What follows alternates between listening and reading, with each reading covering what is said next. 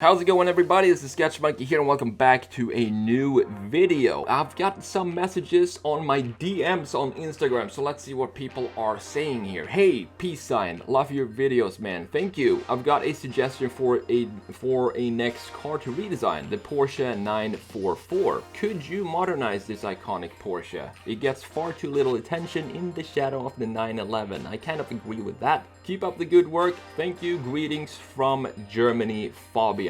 All right, the 944 is a good example of a car to modernize. I really like the design of it, so let's see what someone else says here. This is from vlovers_him.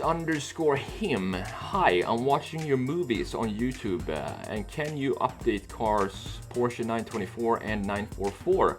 I'm trying to figure out how this two awesome cars could look like today. 924 have more elegant look, but 944 looks sportier. For me, it's hard to draw it without enough drawing skill. Sad face. Thanks and keep going in your work. You're doing it great. Thank you. Seems like 944 is a good contestant for the next redesign, so of course we can redesign it and modernize it into something cool that could be built today. First of all, let's have a look at the stock 944. Pick out the key design elements of the car, what we want to keep, what we want to change, and then we're going to jump into the redesign of the car.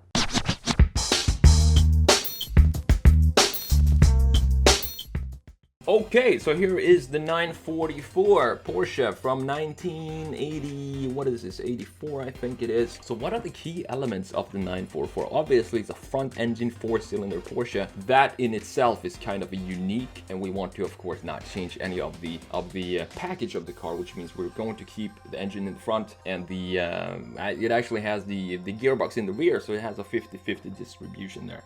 That has nothing to do with the redesign of this car. We want to find the specific design features, and to me, I really want to keep this. Actually, let's make this blue. Red on red is probably not the best idea. We have the wing here, and I like this wing. It's a unique looking wing. You don't really see that wing on any other car. So I want to keep that rubbery looking wing, but we are going to redesign it to make it more modern, maybe have some angle to it or some curvature to it right here. So that's one thing that we're going to keep. And of course we need to remove this wiper here. We need to switch up the wheels. I really love these wheels. I think we might keep them, just make them bigger, make them fit the wheel arches or the wheel wells better, or in a more modern way. But of course there is a lot we need to do on the rear here. One key line with this design though is this line right here. You see that this wraps around it comes wrapping around here, and then it just goes straight and into the rear fender here. So this is a cool line, and this is one of these key lines that we need to keep in order for it to be a 944, or in order for it to not be just another two-door front engine sports car. That's why it's so important to find the key elements of this design when we are doing a modernization of this car. And for the rear graphics here, I want to add some modern Porsche touches. So I love the new 911 rear lights with a light bar that goes across the rear, and I want to have something like that in here. And of course these bumpers need to go. We need to redesign the whole bottom of this rear, the diffusers. We might add some diffusers right here, maybe add some graphics in the middle, something like this, and also have the graphics sit inside of the body in a more modern way. Right now it looks like it's a typical 80s car where you have the body of the car and then you have all these parts that's being added to the car, and it doesn't really feel integrated in the design itself. So that's another thing we're going to change. Integrate the graphics in the car. And then there are small changes such as the mirror needs to be redesigned, these trim pieces around the window needs to go. Same thing in the top here, and we have this thing right here that needs to go. We need to work on the bottom down here as well, and also work on the front fender. I want to have it be more modernized, maybe raise it up a little bit like this and create a sweet looking fender line that goes into the door maybe, or something like that. So those are the key features or changes that we're going to do to the 944. I'm really excited about this because it's such a unique looking car, and I can't wait to see how this wing is going to integrate in a new modernized way. We're gonna have to figure that out as we go. With that said, let's get to work. Let's jump into the actual redesign of this 944.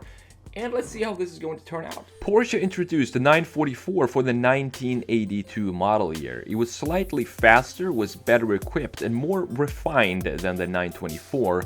It had better handling and stopping power and was more comfortable to drive as well. Porsche claimed a 0 to 60 miles per hour acceleration time of less than 9 seconds and a top speed of 130 miles per hour. Both turned out to be very pessimistic numbers when tested in real life. The top speed was later verified to 157.9 miles per hour, and the 0 to 60 time was completed in 8.3 seconds.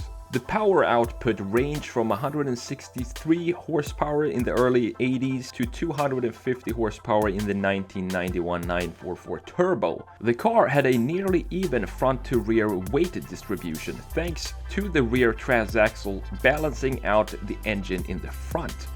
North American market cars had bigger bumpers, and the front bumper had a larger rubber portion, which was typical for American imports of this time.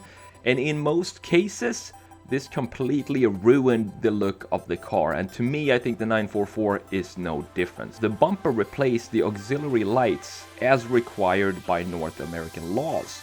In 1985, the 944 underwent its first significant changes. These included a new dashboard and door panels, embedded radio antenna, upgraded alternator, increased oil sump capacity, new front and rear cast alloy control arms, larger fuel tank, optional heated and powered seats, Porsche hi-fi sound system, and revisions in the mounting of the transaxle to reduce noise and vibration, which was a complaint in early 944 models. The front windshield was now a flush-mounted unit. The cookie-cutter-style wheels used in the early 944s were upgraded to a new phone dial-style wheels. Fuchs wheels remained an option throughout this time. For the 1987 model, the 944 got anti-lock braking system and airbags. Because of the ABS, the wheel offset was changed and Fuchs wheels were no longer available as an option because of this.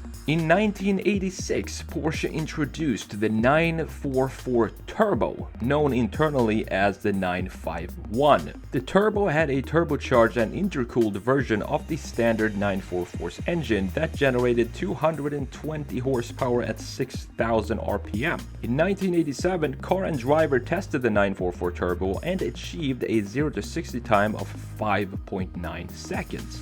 The Turbo featured several design changes, such as improved aerodynamics, notably the integrated front bumper, which featured the widest turn signals or indicators fitted to any production car. In 1988, Porsche introduced the 944 Turbo S with a more powerful engine rated at a maximum power output of 250 horsepower at 6,000 RPM.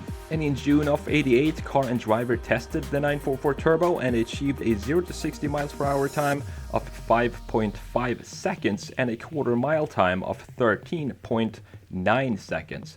The top speed of the 944 Turbo S was rated as 162 miles per hour. The Turbo S's front brakes were borrowed from the 928 S4 with larger Brembo GT4 piston fixed calipers and 12-inch discs.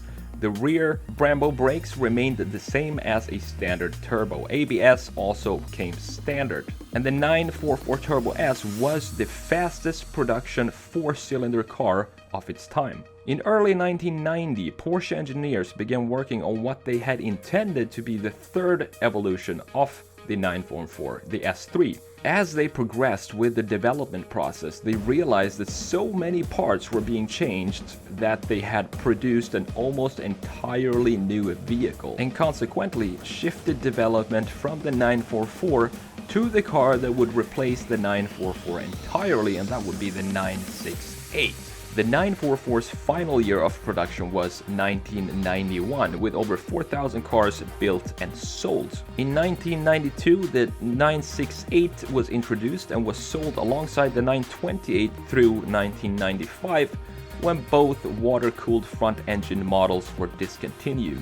A grand total of 163,192 cars in the 944 family were produced between 1982 and 1991, and this made it the most successful sports car in Porsche's history until the introduction of the Boxster and Cayman and 997 Carrera.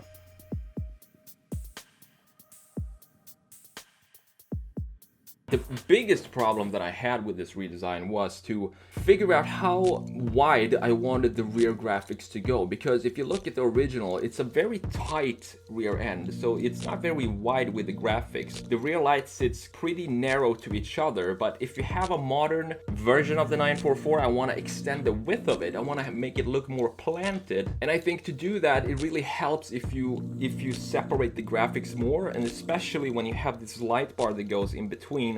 That just adds to the width of the car, and you also have these horizontal lines in the bumper, and also the line that goes underneath the light bar. All of these lines create more width, even though the car really isn't wider or isn't a lot wider than the original. It still looks like it is. And for the integrated spoiler in the rear, I really liked how this turned out. It works, it's unique, and it would definitely set this car apart if this was made today. If you have a rubberized integrated ducktail in the car, that would be something really cool in a modern car. For the wheels, you know, I really love these wheels. I don't think there are any other designs of wheels that would fit a 944 better than these wheels right here. So what I did was just, as I said in the brief, to fill out the wheel arches and the wheel well, and just make them fit the car better and look more integrated in the car, and also widen the rear so that you have a nice stance if you look at it straight from the back. And of course we also had to redesign the whole rear diffuser and lower part of the car, and I had a lot of fun with that because it gave me some opportunity to go into painting, and I feel like I want to start painting more in my redesigns and create things from scratch and new designs and graphics specifically. So I had a chance to do that here, and also with these integrated exhaust tips in the end points of each corner of this bumper really creates this wide look as well. It helps to create this wider look. I also redesigned the mirror because it looked too dated for me. I created some more smooth, more rounded looks to it. And of course the front fender, I raised that up a little bit and had that curve go into the door of the car and be longer than the stock line, because I think if you have a front engine car, you have a long hood, you want to emphasize that more, and you do that with graphics, of course. So extending that line, it just makes the hood from the side view look a lot longer than it actually is. So that's it for this video. I really hope you enjoyed it, and if you did, make sure you hit that like button. If you're new to the channel and enjoy these redesigned videos, hit the subscribe button and also the notification bell. That way, you know what happens. You get notified every time I upload a new video. I'm TheSketchMonkey. Thank you so much for spending a few minutes with it. I'm TheSketchMonkey. Thank you so much for spending a few minutes with me today. I hope to see you in the next one. Take care.